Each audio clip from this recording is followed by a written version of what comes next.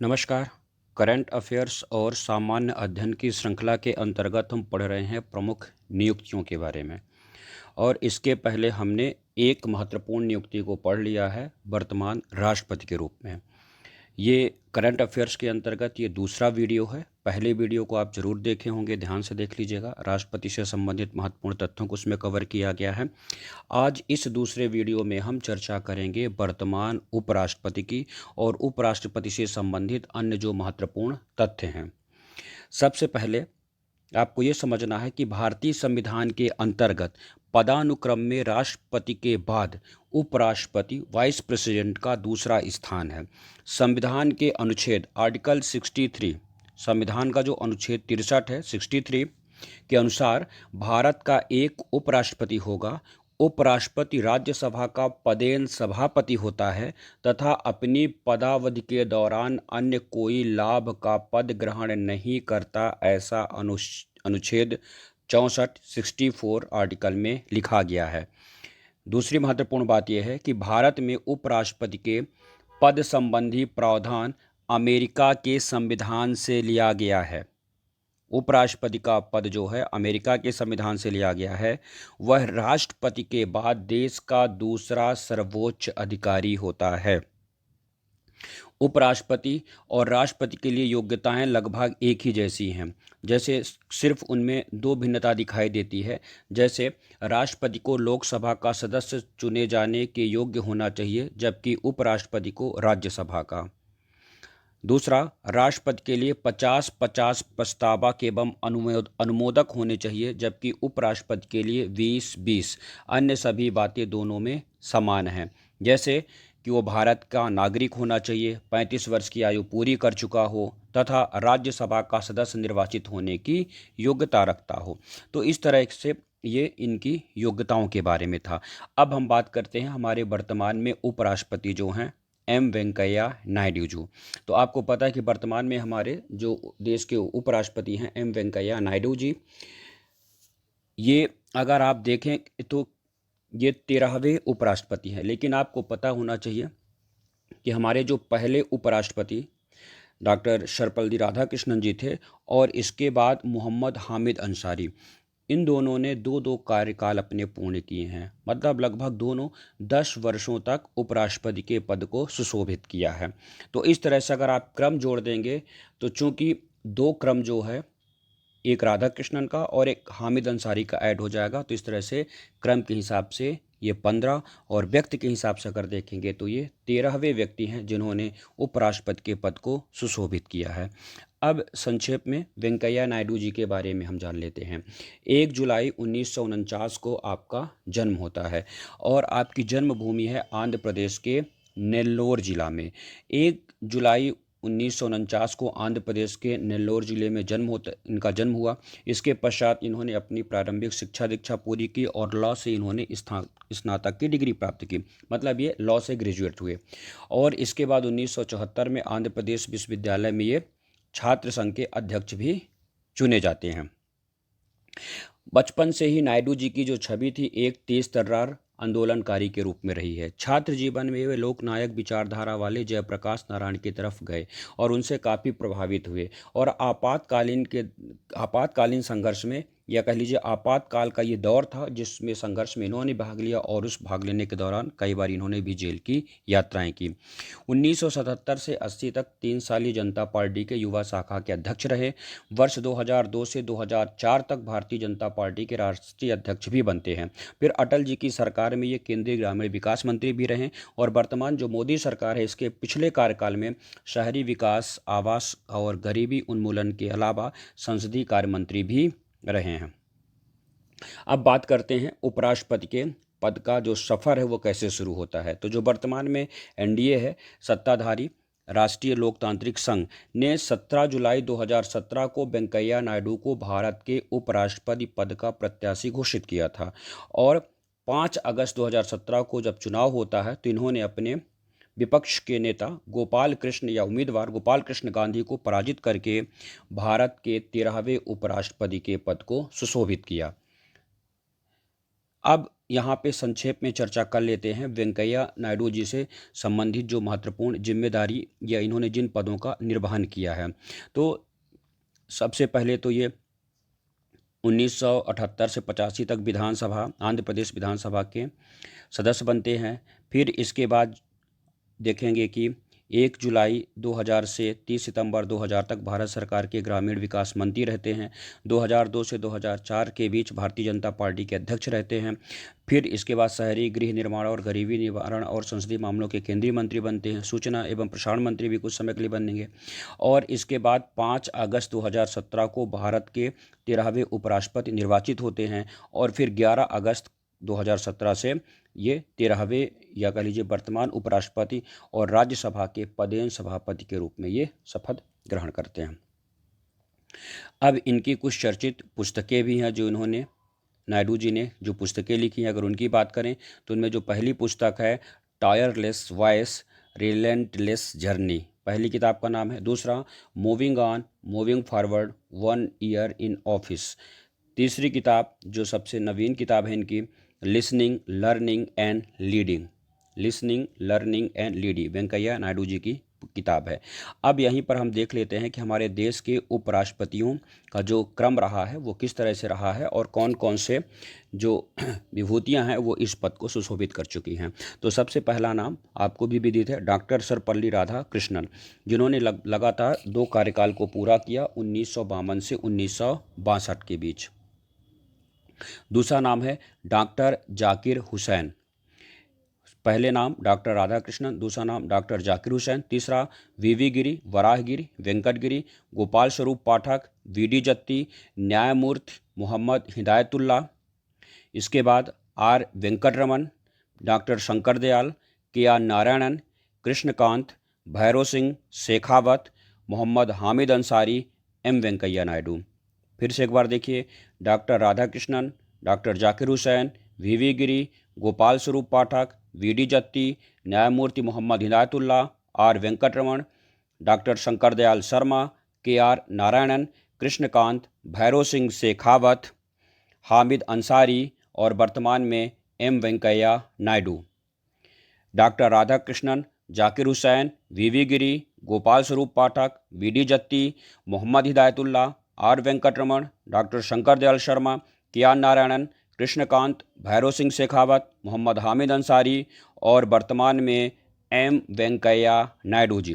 वेंकैया नायडू जी 11 अगस्त 2017 से इस पद पर पदस्थ हैं। अगर पूरा नाम देखें, एम वेंकैया नायडू, मुप्प वरप वेंकैया नायडू। एक बार आप सभी को देख लीजिए, राधाकृष्णन, जाकिर हुसैन, वीवी गिरी, गोपाल स्वरूप पाठक, वीडी जत्ती, मोहम्मद हिदायतुल्ला, फिर are Venkataraman, Shankar Dayal Sharma, K R Narayanan, Krishnakant जी, भैरव सिंह शेखावत, मोहम्मद हामिद अंसारी और वर्तमान में श्री एम वेंकैया नायडू।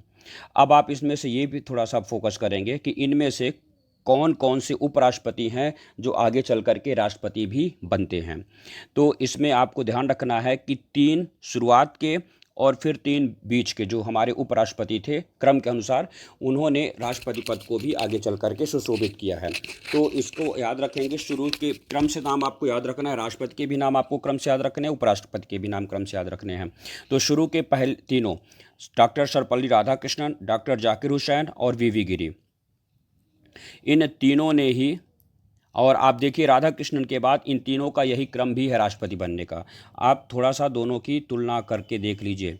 ये देखिए, ये शुरुआत के हमारे ये 3 नाम लिखे गए हैं उपराष्ट्रपतियों के, डॉक्टर राधाकृष्णन, डॉक्टर जाकिर हुसैन और फिर ये वीवी गिरी। फिर राधाकृष्णन जी से देखें, राधाकृष्णन, जाकिर हुसैन, वीवी गिरी, राजेंद्र प्रसाद जी के बाद यही तीनों बन जाएंगे। वही मैंने कहा कि 3 नाम आपको यहाँ से याद रखने हैं, 3 ये बनते हैं शुरुआत के 3, और इसके बाद यहाँ वेंकटरमन, शंकर दयाल शर्मा, के आर नारायणन। तो 3 और 3 ये 6 आप यहाँ देख लीजिए। ये राधाकृष्णन जी बनते हैं राष्ट्रपति, जाकिर हुसैन जी बनते हैं राष्ट्रपति, वीवी गिरी बनती है राष्ट्रपति। इसके बाद आर वेंकटरमन, डॉक्टर शंकर दयाल शर्मा और KR नारायणन। तो इस तरह से आप देख लीजिए कि कुल इन 13 उपराष्ट्रपतियों में से 6 ऐसे उपराष्ट्रपति हैं जिन्होंने राष्ट्रपति पद को भी सुशोभित किया है। अभी वेंकैया नायडू जी हैं, अभी आगे कुछ कहा नहीं जा सकता। तो इस तरह से आज की स्थिति में अगर हम बात करें तो 13 उपराष्ट्रपतियों में 6 उपराष्ट्रपति, डॉक्टर राधाकृष्णन, डॉक्टर जाकिर हुसैन, वराहगिरी वेंकटगिरी, फिर R Venkataraman, doctor Shankar Dayal, KR Narayanan, इन्होंने राष्ट्रपति पद को भी सुशोभित किया। मतलब ये 6 ऐसे उपराष्ट्रपति हैं जो आगे चल करके देश के राष्ट्रपति भी बनते हैं। अब उपराष्ट्रपतियों से संबंधित जो कुछ महत्वपूर्ण तथ्य हैं, तो सबसे पहला तथ्य डॉक्टर राधाकृष्ण से संबंधित, ये पहले उपराष्ट्रपति थे जिन्होंने लगातार 2 कार्यकाल पूरा किया और लगभग कह लीजिए कि सबसे लंबे समय तक भी, लगभग हामिद अंसारी साहब का भी 10 वर्ष का है, लगभग 10 सबसे लंबे पहले उपराष्ट्रपति जिन्होंने सबसे लंबा कार्यकाल इन्होंने पूरा किया और 2 बार का कार्यकाल इन्होंने पूरा किया। ये स्वतंत्र भारत की, अब चूंकि आपको पता है कि जो उपराष्ट्रपति होता है वो राज्यसभा का सभापति भी होता है, पदेन सभापति होता है, तो इस तरह से स्वतंत्र भारत के पहले पदेन सभापति भी थे। और उपराष्ट्रपति बनने से पहले ये सोवियत संघ, USSR, वर्तमान में रूस के राजदूत भी थे। फिर डॉक्टर सर्वपल्ली राधाकृष्णन और हामिद अंसारी लगातार 2 कार्यकाल के लिए चुने गए थे।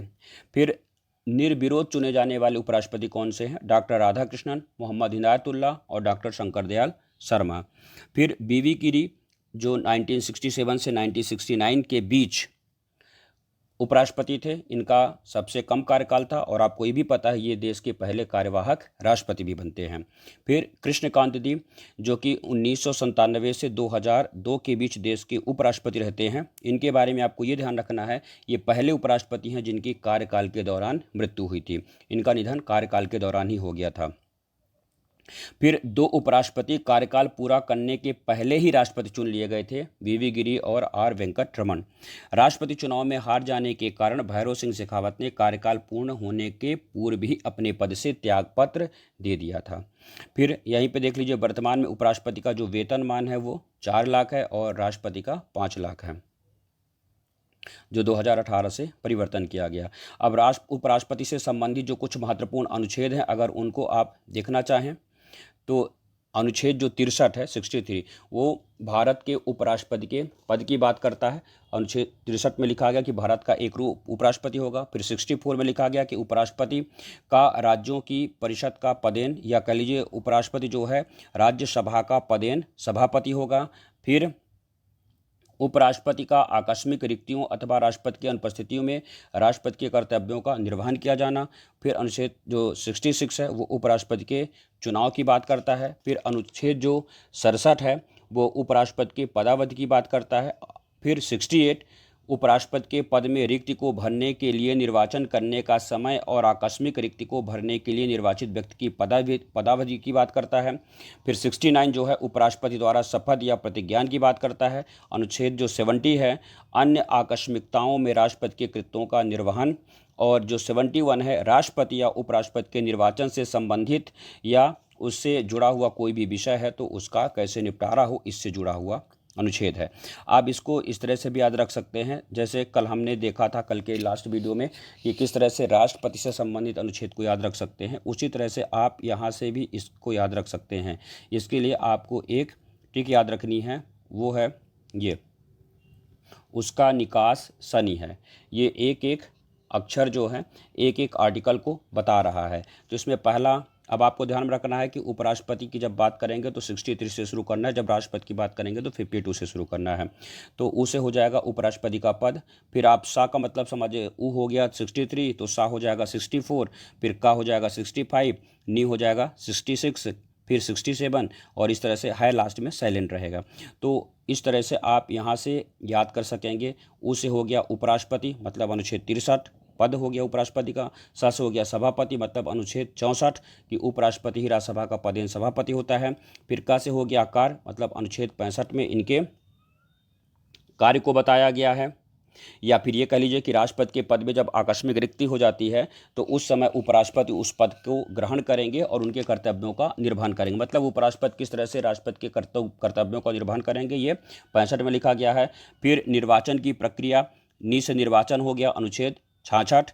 फिर 66, उसके बाद का से हो गया कार्यकाल या पदावधि, ये हो गया 67। फिर इसके बाद सा से समय समझ लीजिए, या फिर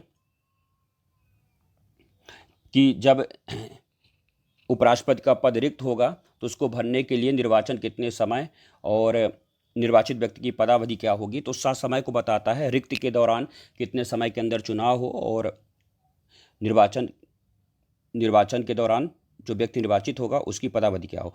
तो ये का मतलब यहाँ पर उस समय से है जो आकस्मिक चुनाव का होगा। मतलब किसी भी कारण से अगर उपराष्ट्रपति का पद जो है वो पदावधि के पहले ही रिक्त हो जाता है, तो फिर चाहे वो मृत्यु हो, पद त्याग हो, या किसी अन्य कारण से अगर पद खाली होता है तो फिर कितने समय में और कैसे चुनाव संपन्न कराया जाए। फिर इसके बाद 69 जो है शपथ को बताता है, और 70 जो है ये अन्य आकस्मिकताओं में राष्ट्रपति के कृत्यों के निर्वहन को बताता है। तो इस तरह से आपको ये ध्यान रखना है। जैसे कल आपने देखा था, कल हमने देखा था राष्ट्रपति से संबंधित अनुच्छेद। तो राष्ट्रपति से संबंधित अनुच्छेद को मैंने कहा था कि आप याद करिएगा, पकानिको का द्वो दशम, ये दो आपको वाक्य याद रखिए। राष्ट्रपति से संबंधित है पकानिको का द्वो दशम, और उपराष्ट्रपति से संबंधित है उसका निकास शनि है, उसका निकास शनि है। पहले अब राष्ट्रपति की आप आर्टिकल को देख लीजिए। पकानी में आपको ये ध्यान रखना है कि ये सभी जो अक्षर हैं 52 से लेकर के 61 तक के आर्टिकल को बताते हैं, और उसका निकास शनि है ये 63 से लेकर के 70 तक को बताते हैं। ठीक है, लेकिन लास्ट में इसमें हाज है जो है वो साइलेंट है। तो अब इसमें आप देख लीजिए एक बार फिर से। जैसे पा है तो पकानी मतलब 52, मतलब पद हो गया राष्ट्रपति का हो गया, ये बताता है कि कार्यपालिका का प्रधान है। जिस तरह से यहाँ पर 52 बताता है राष्ट्रपति के पद के बारे में, यहाँ पर 63 बताता है उपराष्ट्रपति के बारे में। ये कहता है ये कार्यपालिका का प्रधान होगा, तो ये कहता है कि राज्यसभा के ये सभापति होंगे। फिर इस तरह से दोनों को आप ट्रिक से याद रखेंगे। दोनों के अनुच्छेद को याद रखने का एक तरीका है। कई बार गलतियां हो जाती हैं, तो आप ट्रिक में याद रखेंगे तो लंबे समय तक आपको याद रहेगा। बस आपको दो चीज़ें याद रखनी है, एक पकानिको का द्वो दशम, वो 52 से लेकर के 61 तक, और उसका निकास शनि है ये 63 से लेकर के 70 तक। फिर एक बार उनसे संबंधित जो अनुच्छेद हैं उन अनुच्छेदों की आप तुलना कर लेंगे, तो इस तरह से आप इसको लंबे समय तक याद रख पाएंगे। तो इस तरह से आज के वीडियो में हमने उपराष्ट्रपति से संबंधित महत्वपूर्ण तथ्यों की चर्चा की। अगले वीडियो में हम अन्य महत्वपूर्ण पदों की चर्चा करेंगे। धन्यवाद।